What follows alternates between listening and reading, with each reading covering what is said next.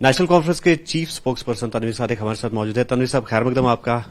عمر صاحب کا نیوز 18 پر بیان, اس کے بعد جو سیاسی چماگوئیاں ہو رہی ہے اور جو ایلیگیشنز اور کاؤنٹر ایلیگیشنز کا دور جو ہے وہ شروع ہو گیا ہے, کس طرح سے آپ سمجھتے ہیں؟ پہلے سجاد صاحب, اس کے بعد پی ڈی پی, تو کیا سمجھتے ہیں آپ؟ جو لوگ 2019 کے ذمہ وار ہیں, جن لوگوں نے جموں کشمیر کو اس دہان پہ لایا, جن لوگوں نے یہاں کے نوجوان بچوں کو جیلوں میں بھرا, ان کے پاسپورٹ ضبط کیے, یہاں کی نوکریاں لے لیا, اور ایک ہی کمرے میں 2019 کے پہلے کیبنٹ میں بیٹھے, وہ ہے P D P, B J P, Altaf Bukhari صاحب, سجاد لون صاحب, وحید پرا, یہ سب لوگ ایک ہی جگہ بیٹھے تھے.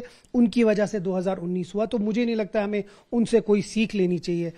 جہاں تک ہماری بات ہے, عمر صاحب خود پرائم منسٹر اور ہوم منسٹر سے ملے ہیں یہاں کے حالات کے لیے. کاش 2019 نہیں ہوا ہوتا, اسٹیٹ ہوڈ ہمارے ہاتھ سے نہیں جاتا, اور یہ سب چیزیں جو ہیں وہ ہم خود سدھار رہے ہوتے. تو جو لوگ ہم پہ تنقید کر رہے ہیں وہ پہلے اپنے گریبان میں جھانکے. کیا مفتی محمد سعید نے یہاں افسپا نہیں لایا؟ ان کا ریکارڈ ہے, آج ہمارے ایک اسپوکس پرسن نے وہ ٹویٹ کیا ہے, وہ پڑھیے, وہ سارا ریکارڈ ہے.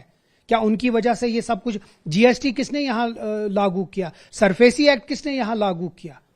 2019 سے پہلے جو گورنمنٹ تھی ان نے پاسپورٹ یہاں کے بند کروا دیے. تو یہ وہ لوگ ذمہ وار ہیں, اور اچانک آج ان کو شاید کہیں سے کال آیا ہوگا تو اب آپ یہ بات کر رہے ہیں.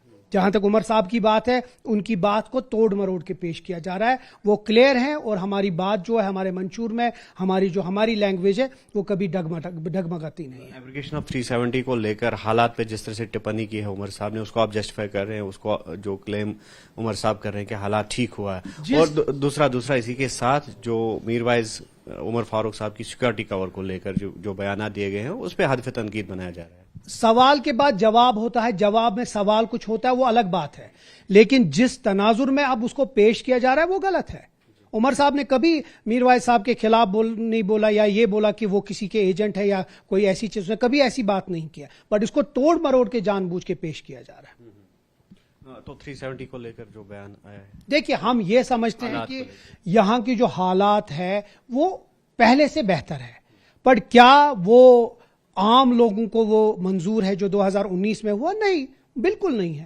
اس میں عمر صاحب نے بھی کبھی نہیں کہا. آپ نے پورا, اگر آپ نے وہ انٹرویو دیکھا ہوگا تو آپ ہی کا تو چینل تھا, اس میں وہ بتا رہے ہیں کہ 1953 سٹیٹس کا کیا ہوا, جو ایبریگیشن آف آرٹیکل 370 کا جو بیسس ہے اس پہ کیا بولا انہیں کیا کیا بات کی. تو اس میں واپس نہ جا کے میں اتنا ہی کہوں گا کہ ہم لوگوں کا منشور میں لکھا ہے کہ ہم چاہتے ہیں کہ یہاں کا اسپیشل سٹیٹس واپس آ جائے, یہاں کے جو لوگوں کے جو احساسات ہیں, ان کے ایسپریشنز ہیں, ان کی قدر کی جائے, اور بار بار ہم اس چیز کو دہرا رہے ہیں. تو مجھے نہیں لگتا ہے کہ ہاں ہمیں اس کے اوپر زیادہ بات کرنی چاہیے, لیکن جو لوگوں کی وجہ سے یہ سب کچھ ہوا ان سے تو ہم یہ سرٹیفکیٹ نہیں لیں گے. تو کیا آپ کا ماننا ہے کہ پولیٹیکل ہتھ کنڈا یہ ہو سکتا ہے آپ کے حریفوں کی طرف سے؟ اور ان کا کام ہی یہ ہے.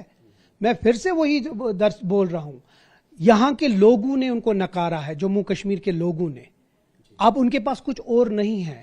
پہلے وہ جا کر جموں کشمیر کے لوگوں سے معافی مانگے, شروعات کرنی چاہیے, ایک پروٹیسٹ نکالنی چاہیے, محبوبہ جی آگے رہنی چاہیے, اس کے ساتھ سجاد لون, الطاف بخاری اور وحید پرا لال چوک کے بیچ میں معافی مانگنی چاہیے لوگوں سے, جو چیز انہوں نے کیا ہے 2019 میں. سجاد صاحب بول رہے ہیں کہ ہم وکٹم ہیں. وہی تو پھر وہ بی جے پی کی میٹنگ میں کیسے ان کے کیبنٹ منسٹر کیسے ہوتے؟ یہ وکٹم کارڈ کتنی دیر میں کھیلیں گے؟ وہ وکٹم کارڈ تب تک ٹھیک ہوتا ہے جب تک اپنے فائدے میں ہو, نقصان آ جائے تو اس کے بعد وکٹم کارڈ کھیلے.